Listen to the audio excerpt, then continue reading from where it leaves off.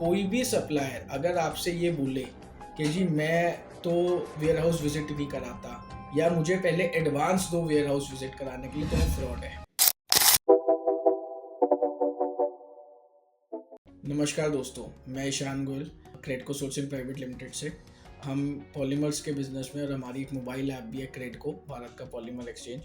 तो आज का विषय है इम्पोर्ट्स। जो भी कोई इम्पोर्ट करना चाहता है या करने की सोच रहा है, तो इम्पोर्ट्स करने के लिए क्या क्या रिक्वायरमेंट्स है और क्या क्या चीज़ें ध्यान में रखनी चाहिए, इस चीज़ों को आज हम कवर करेंगे। इम्पोर्ट करने के लिए पहले आपके पास एक कंपनी होनी चाहिए, वो चाहे प्राइवेट लिमिटेड हो, चाहे प्रोप्राइटरशिप हो, चाहे एलएलपी हो, चाहे पार्टनरशिप हो। उसका एक जीएसटी सर्टिफिकेट होना चाहिए और उसका एक आईसी कोड होना चाहिए। IC code is import export code. अगर आपके पास वो नहीं है तो आप अप्लाई अपने सीए की मदद से या ऑनलाइन आप अप्लाई करके, जनरली 1 से 2 दिन में वो आ जाता है। तो ये डॉक्यूमेंट्स आपको चाहिए अगर आप कोई प्रोडक्ट इंपोर्ट करना चाहते हैं। अब आप कोई प्रोडक्ट अगर आइडेंटिफाई कर चुके हैं तो उसके लिए आपको सबसे पहले सप्लायर ढूंढना है। अब सप्लायर ढूंढने के कई तरीके हैं। एक, आप उसको इंटरनेट पे आप सर्च करते हैं, आपको कोई सप्लायर मिल जाता है इंटरनेट पे, एक तरीका ये है। एक है आपके पास कोई रेफरेंस है, आप रेफरेंस के थ्रू किसी सप्लायर को रीच कर सकते हैं, या कोई डेटा अगर आपके पास है जिससे आपको पता चल जाए कि भाई कौन सप्लाई कर रहा है। तो ये तरीका हो गया आपका सप्लायर्स ढूंढने का। सबसे पहले आपको डॉक्यूमेंटेशंस पता चल गई। आपको डॉक्यूमेंट्स में चाहिए GST certificate and IC code. Second है, आपने सप्लायर आइडेंटिफाई करना है। सप्लायर आपने आइडेंटिफाई कर लिया है तो उसको वेरीफाई करना है। अगर वो नॉन सोर्सेज के थ्रू है तो वो ऑलरेडी वेरीफाइड है, एंड अगर वो आपने कोई इंटरनेट से ढूंढा है तो आप उससे ये जानिए कि वो ऑलरेडी किसी को यहाँ पर इंडिया में एक्सपोर्ट कर रहा है कि नहीं कर रहा। अगर वो कहता है कि मैं ऑलरेडी इंडिया में एक्सपोर्ट कर रहा हूँ, तो आप उससे किसी बायर का नाम पूछ लीजिए एंड उस बायर से आप क्रॉस वेरीफाई कर लीजिए कि whether that supplier is right और नॉट। कुछ लोग इसमें हेजिटेट करते हैं कि यार मेरा जो बायर है वो तो मुझे कॉम्पिटिटर समझ के पता नहीं बताए नहीं बताए, बट जनरली सारे बायर्स बता देते हैं कि whether that supplier is genuine और नॉट। सेकेंड तरीका ये है कि आप इंपोर्ट एक्सपोर्ट डेटा में ये चेक कर सकते हैं कि whether that supplier has exported to India और नॉट। अगर वो पहले कभी एक्सपोर्ट किया है इंडिया में तो एक्सपोर्ट डेटा में उसका नाम आ रहा होगा और ये भी पता चल जाएगा कि उसने यहाँ किसको शिप किया है। तो उसके थ्रू भी आप उस बायर से वेरीफाई कर सकते हैं। ये इसलिए मस्ट है क्योंकि हमने देखा है हमारी इंडस्ट्री में पीपल पे एडवांस। यहाँ पर कुछ लोग एडवांस दे देते हैं सप्लायर्स को और बाद में ये शिकायत करते हैं कि उनका मटेरियल आया ही नहीं या गलत मटेरियल आया। तो ये इसलिए ज़रूरी है वेरीफाई करना। सेकेंड तरीका है, अगर आप एडवांस पे ले रहे हैं या टीटी पे ले रहे हैं, there are 2 methods of paying. Whether you pay it on advance, जिसे लोग टीटी भी कहते हैं, और you buy on LC. LC is letter of credit. तो अगर आप लेटर ऑफ क्रेडिट में ले रहे हैं तो कहीं ना कहीं आपकी टेंशन आधी कम हो जाती है, क्योंकि वो मटेरियल की पेमेंट आपको तभी करनी होती है जब मटेरियल आ जाता है और डॉक्यूमेंट्स आपके पास आ जाते हैं।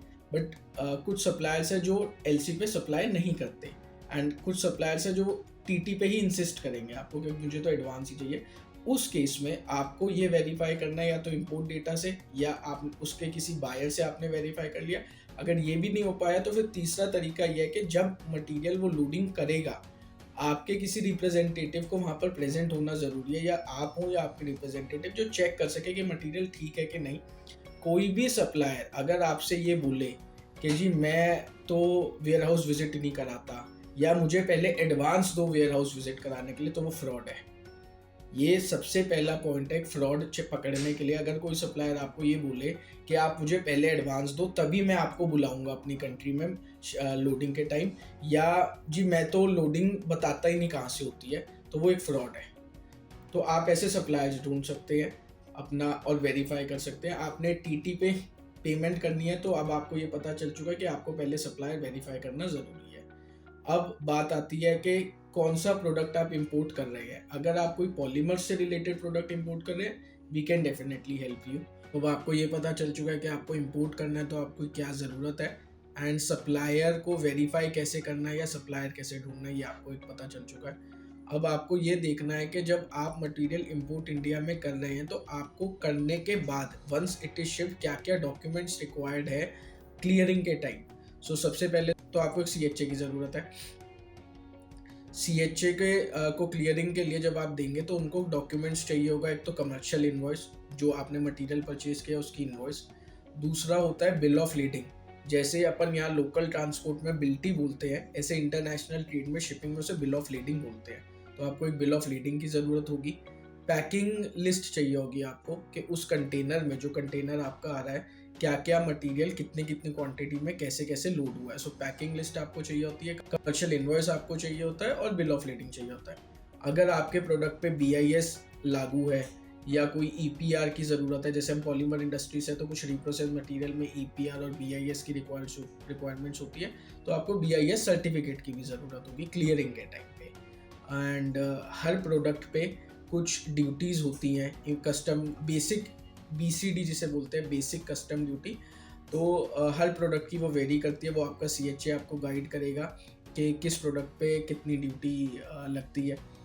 एंड आपको इंश्योरेंस की ज़रूरत है। जब भी प्रोडक्ट आता है तो या तो एक्सपोर्टर आपको CIF बेसिस पे सेल करता है। CIF बेसिस होता है जिसमें ऑलरेडी इंश्योरेंस कवर्ड होती है। एक तरीका होता है C&F जिसमें इंश्योरेंस कवर्ड नहीं होती। एक होता है FOB ये होता है कि आप फ्रेट ऑन बोर्ड, वहाँ पर जहाँ से आप मटेरियल इंपोर्ट कर रहे हैं उस कंट्री में, उस पोर्ट तक वो शिप पे लोड करके देता है कंटेनर, उसके बाद शिपिंग चार्जेस आपको खुद बियर करना पड़ता है। तो वो होता है FOB। तो FOB एंड CNF के केसेस पे आपको इंश्योरेंस भी करानी है, ताकि ट्रांजिट में अगर भगवान ना करे कोई मटेरियल में कोई इशू आ गया, मतलब कोई शिपमेंट में अगर कोई दिक्कत आ गई, तो वो इंश्योरेंस में आपका कवर्ड हो। तो ये भी आपको ज़रूर चेक करना है। सेकेंडली हम पॉलीमर्स में है, तो पॉलीमर्स से रिलेटेड अगर आप कुछ भी इंपोर्ट करना चाहते हैं तो we are happy to help you.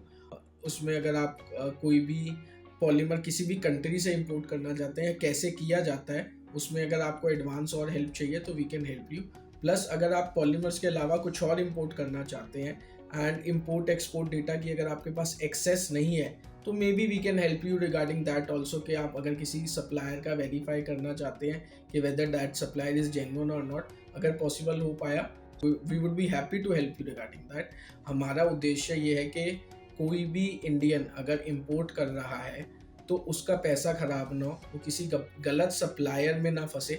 And जितनी भी हेल्प हो सकेगी हम करने के लिए तैयार हैं। धन्यवाद। आई होप आपको ये वीडियो अच्छी लगी हो, और अगर आपको अच्छी लगी है तो please subscribe to our channel so that आगे और भी इंफॉर्मेटिव वीडियोस, वेदर वो पॉलीमर से रिलेटेड हो, वेदर वो इंपोर्ट से रिलेटेड हो, या और टॉपिक्स जो हम फ्यूचर में कवर करने वाले हैं, आप तक उसकी नोटिफिकेशन आ सके एंड आपको उसकी इन्फॉर्मेशन मिल सके।